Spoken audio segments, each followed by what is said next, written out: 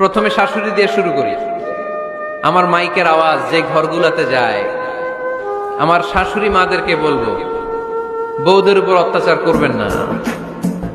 ছেলেরে প্রশ্ন করে, তোর কাছে তোর বউ বড় না আমি বড়? আছে না নাই? এটা একটা প্রশ্ন হইলো।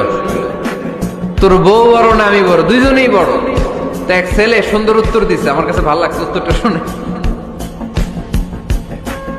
এক মা প্রশ্ন করছে, তোর এতদিন আমি লালন পালন করে বড় করলাম, জীবন যৌবন তোর জন্য শেষ করলাম, আজকে বউ পাইয়া বউ তোর আপন হয়ে গেল? এবার ছেলে উত্তর দিছে, মা, আমার মুখ থেকে মা ডাক শোনার জন্য তুমি কি কষ্টটাই না করছো জীবনে। 10 মাস আমারে পেটে ধারণ করলা, খাইতে পারো নাই, বমি করছো, খালি ওষুধ খাইছো, তোমার পেট কেটে আমারে বের করা হয়েছে, 2 বছর আমারে দুধ খাওয়াইছো, পেশাব পায়খানা পরিষ্কার করেছো, বয়স যখন 3-4 তখন তোমার আমি মা ডাকছি। এই মা ডাকটা শোনার জন্য তুমি এত কষ্ট করছো, আর আরেকবারের মাইয়া এই ঘরে আইসাই তোমার মা ডাকা শুরু করছে। যেই মেয়েটা তোমারে মা ডাকে সে আমার আপন হবে না কেন মা? আমি আমার মা বোনদেরকে বলবো, আপনারা নিজেদেরকে গুছিয়ে সাজিয়ে স্বামীর সামনে উপস্থাপন করেন। অনেক বোনেরা আছে বাইরে যাওয়ার সময় পার্লারিং করে মেকআপ করে সুন্দর জামা কাপড় পরে বাইরে যায়, আর স্বামীর সামনে আসলে বুয়ার মতো থাকে।